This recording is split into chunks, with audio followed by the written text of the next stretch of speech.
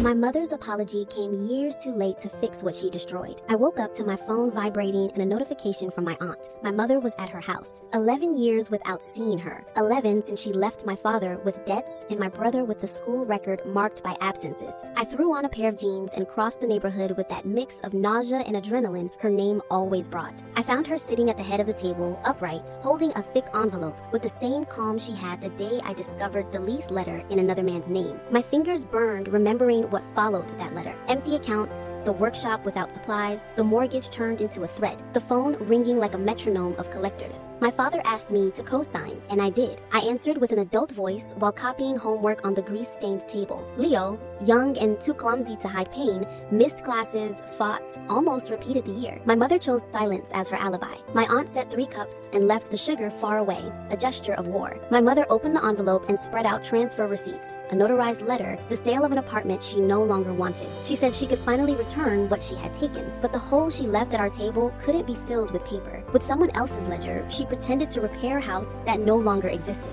I asked why she was coming back now. She slid another sheet toward me, a summons. The lender who had saved us from losing power was claiming interest and had filed for foreclosure on the land where my father planted orange trees that never bore fruit. If we signed together, she said, we could stop the process. The word together burned in my throat. She had already used me once to sign. Just then, Leo arrived, smelling of oil, his eyes tense. He had a new job and a baby on the way. I went to the back room and looked for my father's blue folder. Inside was the deed transfer he'd made to me last summer, his share of the land passed to my name to protect it from anyone else's decisions. I had kept that paper hidden because every one of his signatures hurt to look at. With that document, my stroke of a pen now carried more weight than any notarized letter. My mother saw it and her mouth tightened. Her apology, arriving years too late, came with the condition: renounce the deed so we could face things as a family. I counted the years like interest. One for every birthday without a call, every exam paid in installments, the night I sold the blender to keep the lights on. I remembered Leo in a police car for taking a rusted radiator, and the favors I begged to get him out. The money on the table looked efficient, but too late, like an ambulance arriving after the rain had already drowned the fire. My aunt handed me a tape recorder and the cassette my father had labeled for when she comes back. His voice came through rough but steady. Don't sell out of fear, don't sign out of pressure. Choose what lets you sleep.